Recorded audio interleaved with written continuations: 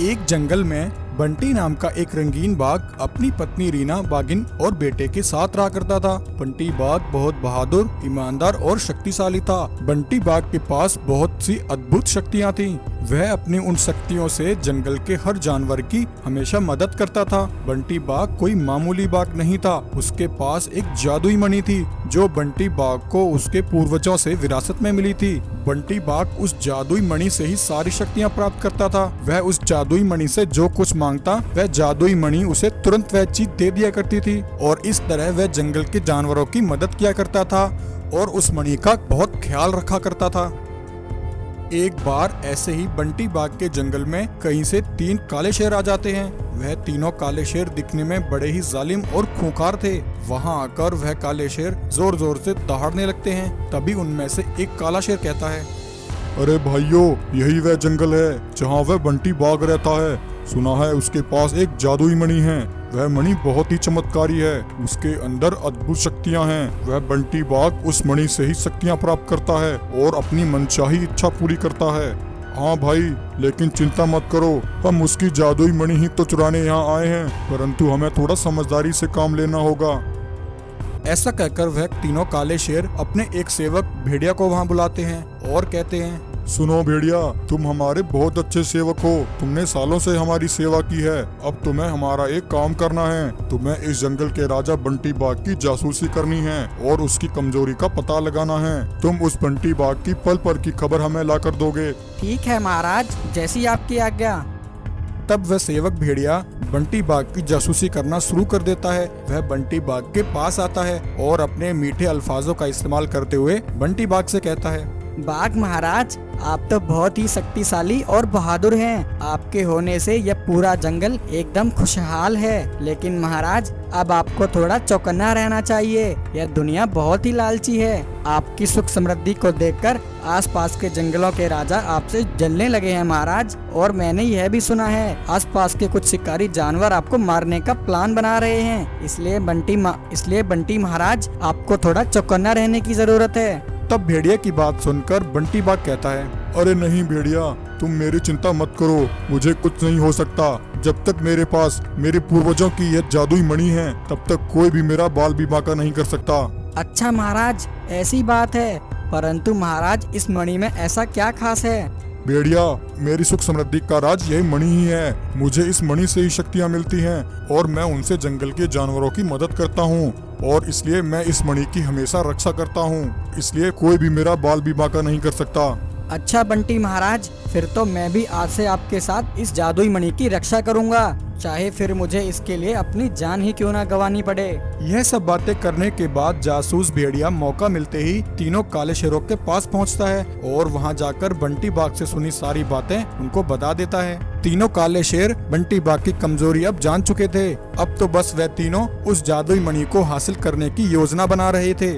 भाइयों, अब हम उस बंटी बाघ के बारे में सारी बातें जान चुके हैं। इस बंटी बाघ को काबू करने के लिए हमें सबसे पहले उसकी वह जादुई मणि चुरानी होगी। एक बार वह जादुई मणि हमें मिल गई तो फिर यह सारा जंगल हमारा गुलाम बन जाएगा। चलो भाइयों, आज रात मिलकर हम इस काम को अंजाम देते हैं और उस जादुई मणि को हासिल कर लेते हैं। ऐसा कहकर वह तीनों काले शेर मौका मिलते ही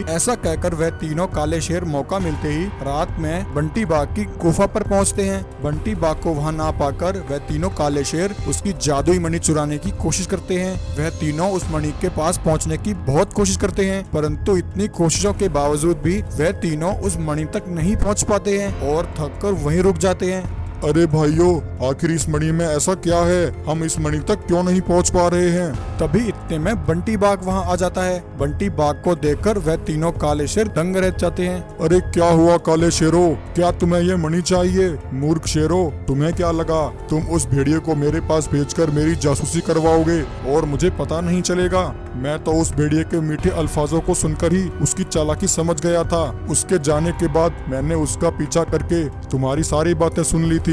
तब मेरा शक यकीन में बदल गया कि तुम तीनों यहाँ मेरी जादुई मणि चुराने आए हो। परंतु अब समय आ गया है, तुम तीनों जहाँ से आए हो तुम्हें वहाँ भेज दिया जाए।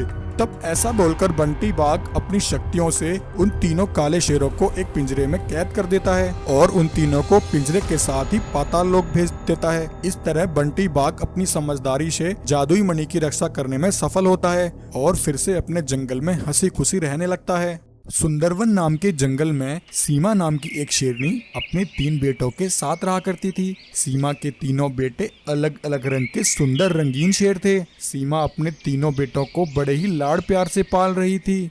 सीमा की गुफा के पास ही उसकी बहन रीना शेरनी की भी गुफा थी। रीना शेरनी बहुत घमंडी और लालची थी। वह हमेशा अपनी बहन सीमा से जला करती थी क्योंकि एक तो रीना को कोई संतान नहीं थी, उसे भी बच्चे चाहिए थे और दूसरा वह जंगल की महारानी बनकर वहां राज करना चाहती थी। उसी जंगल में एक खूंखार लालची बाघ भी रहा करता था जिसका नाम बंटी था। बंटी बाघ बड़ा ही दुष्ट और जालिम था। वह किसी पर कोई दया नहीं करता था। वह दुष्ट बंटी बाघ सीमा के तीनों बेटों की तलाश में था क्योंकि वह उन्हें मारकर सीमा से अपना बदला लेना चाहता था। एक दिन रीना शेरनी उस बंटी बाघ के पास जाती है और कहती है, बंटी बाघ, मुझे पता है तुम मेरी बहन सीमा के बच्चों को मारना चाहते हो और उससे अपना बदला लेना चाहते हो। सीमा के तीनों बच्चों को मारने में मैं तुम्हारी सहायता करूंगी। बस जैसे जैसे मैं बोलती हूँ तुम वैसा ही करते जाओ। यह कहकर रीना शेरनी बंटी बाघ को सारी प्लानिंग समझाती है। तब बंटी बाघ सीमा की गुफा पर पहुंचता है। बंटी बाघ को वहां देखकर सीमा शेरनी बहुत ज्यादा डर जाती है। बंटी बाघ जैसे ही सीमा के तीनों बच्चों को मारने जाता है तभी वहां रीना शेरनी आ जाती है क्योंकि रीना शेरनी को अपनी बहन से सहानुभूति लेनी थी और उसका विश्वास जीतना था, तो वह उस बाघ पर हमला कर देती है। रीना को उस बाघ के साथ अकेले भिड़ता देख सीमा भी उसका साथ देती है और फिर सीमा और रीना दोनों एक साथ बाघ पर हमला करती हैं और उस बाघ को मारकर वहां से भगा देती हैं। यह देखकर सीमा बहुत खुश हो जाती है और कहती है, बहन, मैं एक जरूरी काम से कुछ समय के लिए पास वाले जंगल जा रही हूँ। क्या तुम मेरे बच्चों की रक्षा करोगी? मुझे यहाँ तुम्हारे अलावा किसी पर भरोसा नहीं। रीना शेरनी यह सुनकर मन ही मन बहुत खुश होती है। हाँ बहन, मैं तुम्हारे बच्चों की रक्षा करूंगी। जब तुम यहाँ आओगी तब तुम्हें तुम्हारे तीनों बेटे यहीं मिलेंगे। मैं इनकी अच्छे से देखभाल करूंगी। तब यह सुनकर सीमा शेरनी वहां से जंगल की ओर निकलती है। सीमा शेरनी के जाते ही रीना शेरनी बंटी बाघ को वहां बुला लेती है। बंटी बाघ, अब तुम इन तीनों बच्चों को यहाँ से ले जाओ और किसी शमशान जगह पर जाकर इन तीनों बच्चों को खत्म कर दो और उस सीमा शेरनी से अपना बदला पूरा करो। बंटी बाघ सीमा के तीनों बच्चों को लेकर वहां से निकलता है।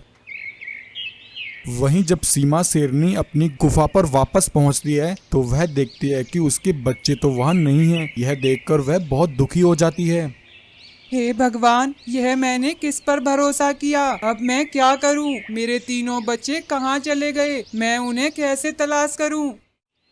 यह कहकर सीमा शेरनी बहुत हताश और निराश हो जाती है। तभी जंगल में एक जादुई दरवाजा उतरता है और उस दरवाजे में से एक सफेद शेर बाहर आता है। वह सफेद शेर सीमा शेरनी से कहता है, सुनो सीमा शेरनी, यह सब तुम्हारी बहन रीना ने किया है। उसने तुम्हारे जंगल के एक बाघ के साथ मिलकर एक मंसूबा बनाया। उसने सबसे पहले तुम्हारा विश्वास जीतने के लिए उस बाघ से तुम्हारे बच्चों की रक्षा की। तुम्हारे इस जंगल से जाते ही रीना ने उस बाघ को वहां बुलाया और तुम्हारे तीनों बच्चों को उस बाघ को सौंप दिया ताकि वह बाघ तुम्हारे तीनों बच्चों को मारकर तुमसे अपना बदला ले सके। तुम्हारी बहन ने यह सब इस जंगल की रानी बनने के लिए किया है।